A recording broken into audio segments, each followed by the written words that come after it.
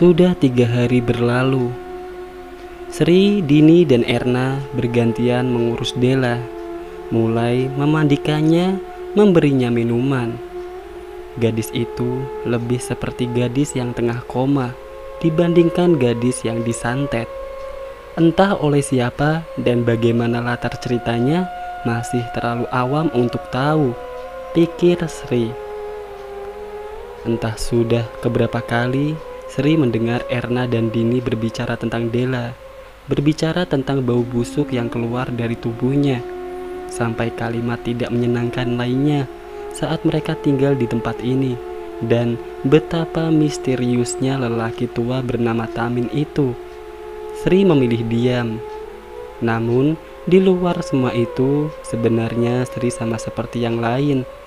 Aroma busuk itu benar-benar mengganggunya. Selain itu, hidup di sini sangat berat. Tidak ada orang lain. Kiri kanan hanya pohon liar. Seakan mereka tinggal di dunia yang berbeda. Suatu sore, Mbah Tamin pamit. Ia akan pergi. Ia berpesan kepada Sri dan yang lainnya untuk tetap menjalankan tugasnya dan tidak melupakan pantangan yang sudah ia ucapkan. Salah satunya untuk tidak lupa mengikat Della saat membuka keranda itu. Tidak lupa Mbah Tamin juga berpesan untuk tidak membukakan pintu pada malam ini. Siapapun dan bagaimanapun jangan membuka pintu, ucap Mbah Tamin sebelum ia pergi melangkah menembus pepohonan hutan. Sri yang mendengarnya merasa merinding setiap ingat pesan orang tua itu. Hari sudah gelap. Sri menutup pintu dan jendela, lalu pergi ke kamar. Di sana ia melihat Dini sudah tidur. Di sampingnya Erna tengah meringis menahan sakit. Koen kena opo, Er? Kamu kenapa, Er? Tanya Sri.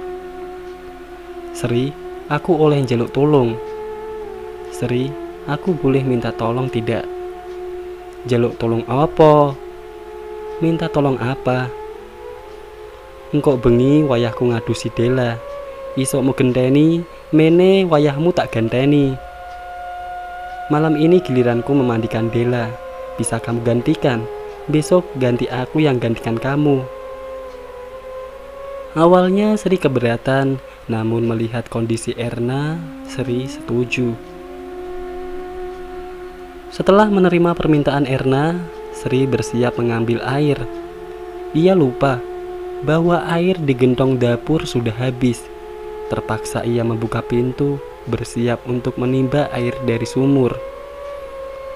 Meski awalnya ragu, Sri mematung di depan pintu, lalu perlahan membukanya, lalu keluar. Entah perasaan tidak enak macam apa yang Sri rasakan. Malam ini lebih hening dari biasanya. Tidak terdengar suara binatang malam. Seakan membawa ketakutan Sri yang selama ini ia tahan mengeruak keluar. Sri melangkah keluar. Ia cepat-cepat pergi ke sumur, menimbanya lalu kembali. Tapi dari sudut mata Sri, jauh di salah satu pohon besar di samping pagar bambu kamar mandi, Sri melihat ada wajah yang mengamati. Saat Sri menatapnya, wajah itu menghilang. Sri terdiam cukup lama, namun ia tetap melanjutkan tujuannya. Ia harus cepat melakukan tugasnya.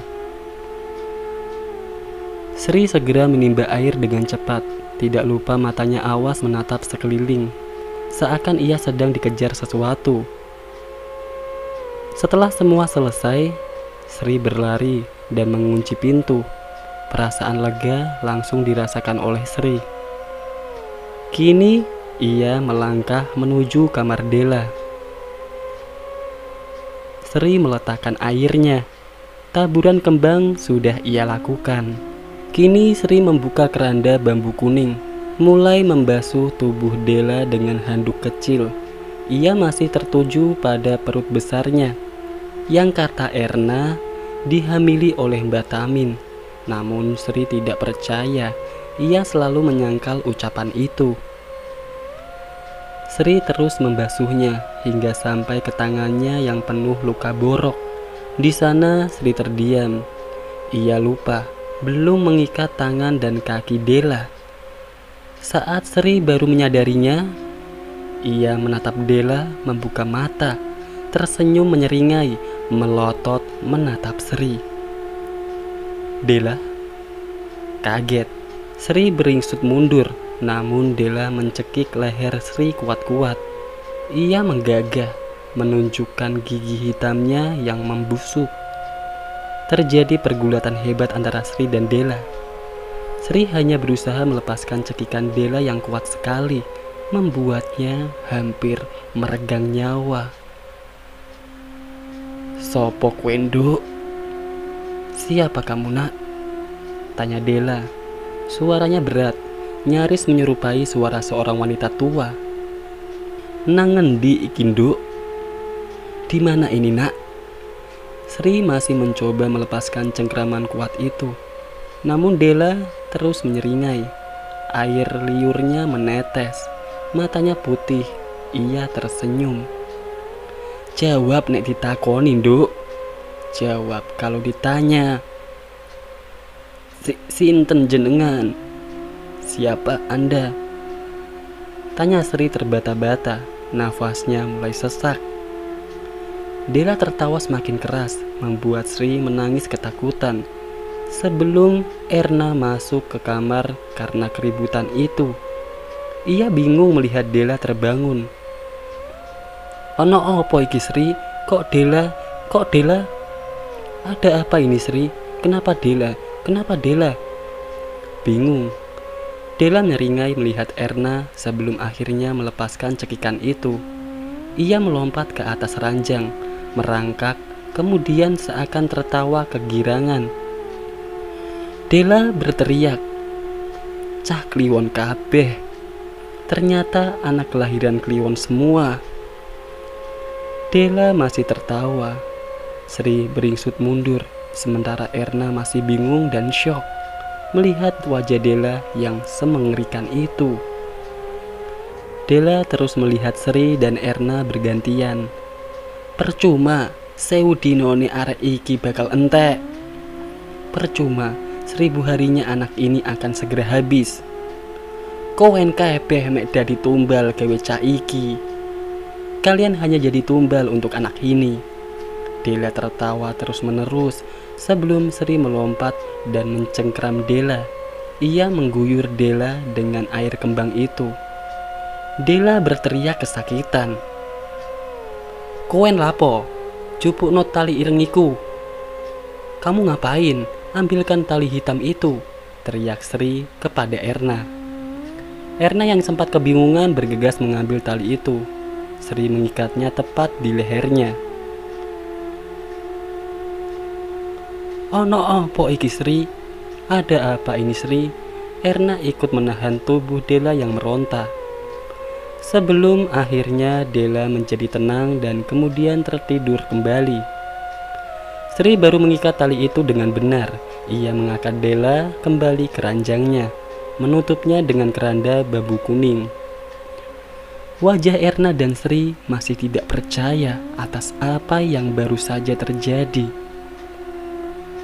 Erna mulai menangis. "Aku kepingin mulai. Aku ingin pulang." Sri tidak berkomentar. Dia sadar bahwa sekarang ia juga ingin pulang. Hanya saja bila bukan karena sudah terikat dan pasti ada risiko yang sudah menunggu bila mereka pulang. Lantas apa yang disembunyikan oleh Simba? Sri menceritakan semuanya kepada Erna. Ia lalai dalam menjalankan tugasnya. Karena panik, ia membasuh Della tanpa mengikat tali di kaki dan tangannya terlebih dahulu. Namun gara-gara itu, Sri menyadari santet macam apa yang memasukkan iblis sekuat itu hanya untuk menghabisi nyawa. Sri jadi ingat cerita bapak. Santet bukan hal baru di sini. Namun untuk melaksanakan santet dibutuhkan kebencian yang melebihi akal. Bila benar itu, Kebencian macam apa yang bisa dan setega ini dilakukan oleh orang hanya untuk mengambil nyawa dari anak yang tidak tahu apa-apa? Namun di balik semua itu, santet ini adalah kali pertama Sri lihat. Seperti ada teka-teki, seakan ada yang ditutupi. Pasti ada jawabannya, pasti ada jalan keluarnya. Namun apa? Sri tidak tahu apapun dari keluarga ini, dan kenapa anak ini sebegitu berharganya. Sampai Sri teringat, "Sewu dinone, 1000 harinya," kata Sri lirih. Ia melirik menatap Erna. Ojo ngomong awakmu lahir Jumat Kliwon. Jangan bilang kamu lahir di hari Jumat Kliwon." Erna yang mendengarnya kaget. "Awakmu pisan, kamu juga." Sri merasa ngeri, sekarang ia tahu sesuatu. Namun ada satu lagi yang harus ia cari kebenarannya. Bila benar, pertanyaannya lengkap, begitupun jawabannya. Tidak hanya Della yang hidup di ujung maut, tapi mereka bertiga semua terjerat dalam satu garis weton yang sama. Sejahat itu keluarga ini untuk harga nyawa mereka semua. Lalu terdengar suara orang mengetuk pintu. Erna pun sama, ia langsung berdiri. "Mbah Tamin mulai Sri, ayo takon Mbah Asu iku. Pokoknya kudu dijelasno, ono opo empek Cagendeng iki." "Mbah Tamin pulang Sri, ayo kita tanya orang tua anjing itu. Dia harus menjelaskan semuanya, ada apa sama anak gila ini." Erna pergi. Sri baru teringat pesan Mbah Tamin. Ia langsung bergegas bersiap menghentikan Erna. Sri lari mengejar Erna. Untungnya ia masih sempat mencengkram lengan Erna. Mereka terdiam di depan pintu rumah. Suara ketukan itu terdengar lagi. Setiap ketukannya terdiri dari 3 ketukan. Semakin lama ketukannya semakin cepat, semakin cepat, semakin cepat. Sampai tidak ada ketukan lagi. Erna dan Sri saling berpandangan, bingung. Kebingungan menenggelamkan mereka di dalam rumah itu sebelum sesuatu menggebrak pintu dengan keras, sehingga membuat mereka tersentak. Mereka hanya diam, berusaha tidak bersuara. Lalu dari belakang seseorang melangkah masuk. Dini melihat 2 temannya terlihat kacau balau. Ia bingung, kemudian berujar, "Gak krungu Mbah Tamin nyelok tak? Ndang dibuka lawange. Kalian gak dengar Mbah Tamin manggil? Buka pintunya." "Hei, ojo ngawur kowen." "Jangan ngawur kamu," celoteh Erna. Namun Dini memaksa. Bahkan Sri yang memegang tangannya, Dini pelototi sampai akhirnya mereka mengalah. Dini membuka pintu. Di sana Mbah Tamin berdiri. Ia hanya diam menatap mereka semua sebelum melangkah masuk ke rumah. Anehnya malam itu wajah Mbah Tamin tampak merah padam. Ia tidak berbicara kepada mereka, tidak membahas kenapa pintunya tidak langsung dibuka, padahal ia sudah memanggil-manggil sejak tadi. Namun Sri merasa Mbah Tamin tahu bahwa ia baru saja lalai terhadap Della. Sri dan yang lain mengikuti Mbah Tamin. Beliau masuk ke dalam kamar Della. Lalu perlahan ia membuka keranda bambu kuning. Ia membukanya kali ini tanpa mengikat Della terlebih dahulu, seakan ingin mengulang kesalahan Sri. Hanya Sri dan Erna yang memandang hal itu dengan ngeri. Sri mendekat perlahan, seakan ingin melihat lebih dekat apa yang orang tua itu lakukan. Lalu tiba-tiba mata Della terbuka. Ia melihat Mbah Tamin, menatapnya cukup lama sebelum menangis meraung layaknya gadis kecil. Loro Ki, loro. Sakit Ki, sakit sekali. Dela hanya menangis. Mbah Tamin hanya bisa membelai rambut Dela, berusaha menenangkannya. Pemandangan itu seperti melihat seorang ayah dan anak yang saling mengasihi. Namun Sri masih belum mengerti kenapa seakan Dela yang ini berbeda dengan Dela yang Sri dan Erna temui tadi. Apa yang terjadi sebenarnya? Sing sabar Yonduk, mari iki puncak loromu. Sabar ya nak, sebentar lagi adalah puncak rasa sakitmu, ucap Mbah Tamin. Ia masih mengelus rambut Dela. Lalu Dela melirik Sri dan yang lainnya yang hanya diam matung. Tatapannya seakan mengucapkan, terima kasih sudah mau merawat saya. Mbah Tamin lalu mengikat tangan dan kaki Dela. Tergambar wajah sedih di sana. Ia masuk ke dapur mengambil sebuah kain putih besar. Saat Mbah Tamin kembali ke kamar Dela, Dela menangis semakin keras. Ia berulang kali mengingatkan, "Ojo Ki, ojo pelekno aku ning kono. Jangan Ki, jangan kembalikan saya ke sana." Namun Mbah Tamin tetap meletakkan kain putih itu menutupi sekujur tubuh Dela yang meronta-ronta. Terakhir Mbah Tamin membakar kemenyan sebelum memegang kepala Dela, dan terdengar suara raungan yang mengguncangkan seisi rumah itu. Sri dan Erna sampai beringsut mundur. Sosok di dalam kain itu terus meraung layaknya iblis yang Sri saksikan tadi. Kali ini Dini tampak terguncang, bingung ada apa sebenarnya di sini. Terdengar suara marah dari dalam kain. Ia adalah wujud tadi yang Sri saksikan. Menungso bejat, manusia brengsek. Mbah Tamin terus menekan kepalanya, membuat suara itu semakin menjerit marah. Setelah kurang lebih 5 menit Mbah Tamin melakukan itu, perlahan sosok itu mulai tertidur dan Mbah Tamin membuka kain itu. Ia melihat Dela memejamkan matanya. "Sri, Erna, melo aku. Kalian ikut saya," kata Mbah Tamin memanggil mereka. Sementara Dini tetap di kamar, hanya dia yang belum mengerti apa yang terjadi di sini. Mbah Tamin duduk di teras rumah. Kegelapan hutan benar-benar mencekam kala itu.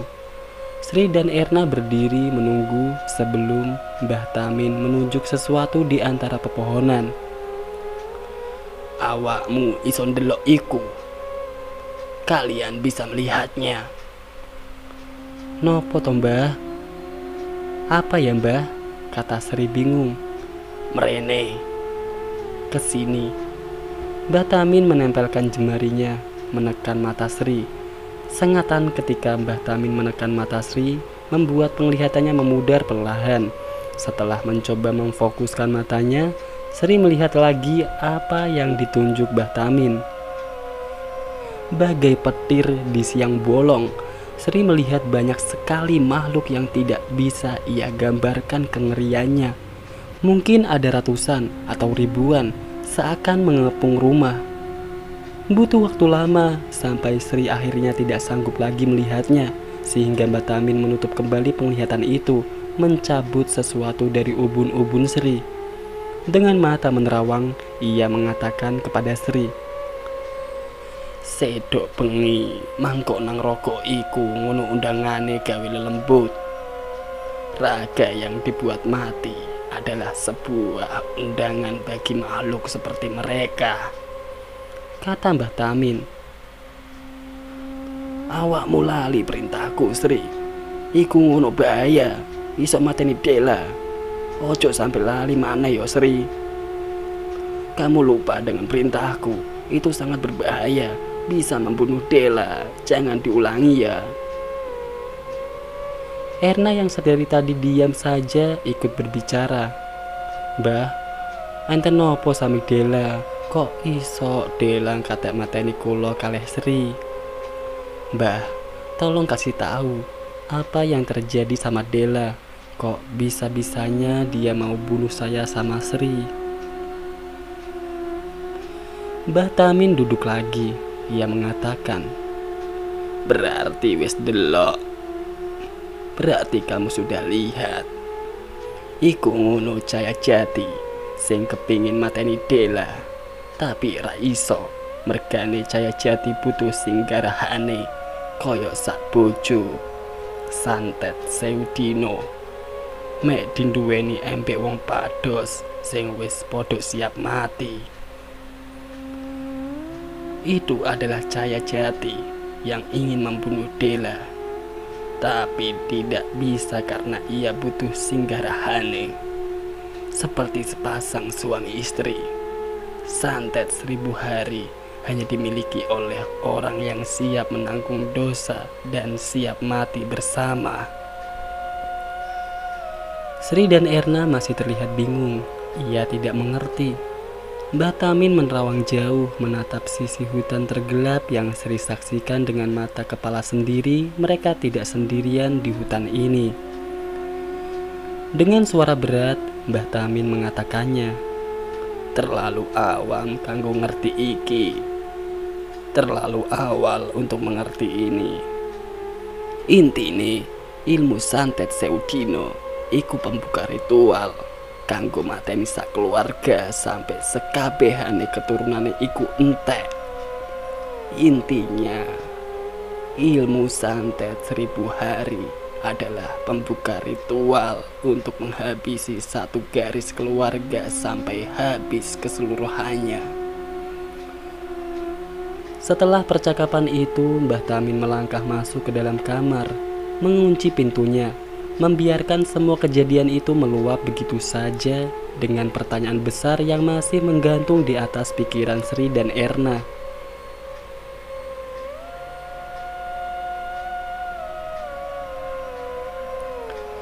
Pagi itu, sekitar pondok kabut tebal menutupi seluk-beluk hutan, membuat pandangan mata terbatas sejak fajar menyingsing. Sri dan Dini sudah ada di sumur mencuci pakaian untuk keseharian mereka, sedangkan Erna tengah membasuh Dela di dalam kamar. Sampai terdengar langkah kaki. Sri yang pertama mendengarnya. Ia berdiri untuk melihat. Dari jauh, sosok hitam muncul dari balik kabut. Perawakannya familiar. Denah pondok rumah memang sederhana. Dari teras maupun kamar mandi bisa melihat keseluruhan area sekitar, sehingga sosok mendekat itu terlihat jelas. Semakin dekat sosok itu, Sri semakin yakin, dan benar saja ia mematung sesaat sebelum Dini ikut berdiri dan melihat apa yang membuat Sri tampak tercekat dalam ekspresi wajahnya manakala ia melihat Mbah Tamin mendekat ke arah mereka dengan wajah yang letih. Ketika Mbah Tamin berdiri di depan Sri, ia seraya bertanya, apakah petuah beliau sudah dijalankan? Sri hanya diam, bibirnya gemetar. Dinilah yang berinisiatif mengambil situasi. Ia berucap lirih, Mbah, sampean membengi mboten mantuk ta? Mbah, bukannya semalam Anda pulang? Mbah Tamin yang mendengar itu tiba-tiba mengejang, otot wajahnya mengeras, lantas memandang Sri dengan ekspresi tidak percaya. Ada kemarahan dalam tatapannya. Awakmu gak wis tak kandhani ta? Ojo buka lawang. Bukannya kamu sudah tak kasih tahu, jangan buka pintunya. Terjadi ketegangan dalam situasi itu sampai tiba-tiba Mbah Tamin mencengkeram leher Sri.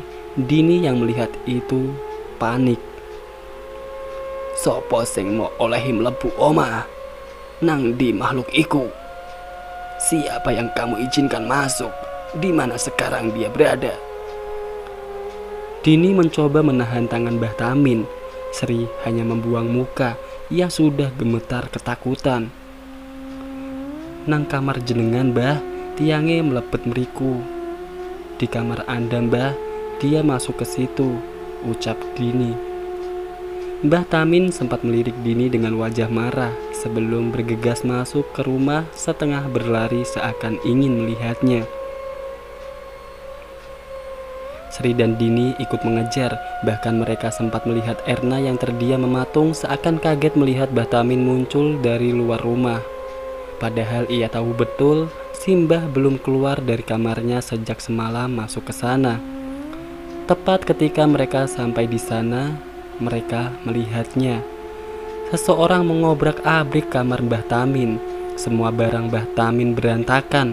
Namun yang membuat semua orang tercengang adalah di atas ranjang tempat tidur beliau ada patek nisan dari kayu yang tertulis nama Atmojo.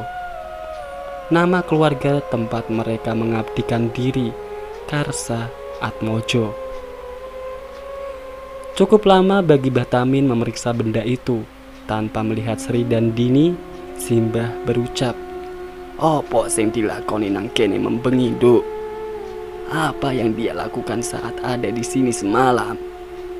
Sri kali ini yang berbicara. Ia mengatakan semuanya, termasuk Dela. Mimik wajahnya berubah. Ia diam sebelum akhirnya berjalan menuju Dela. Mbah Tamin melihat anak gadis itu masih terlelap dalam tidurnya. Ia membelainya layaknya anak gadisnya sendiri, sama seperti sosok yang ia lihat semalam. Siapa sosok itu sebenarnya? Sri terlihat berpikir seakan mencari tahu jawabannya.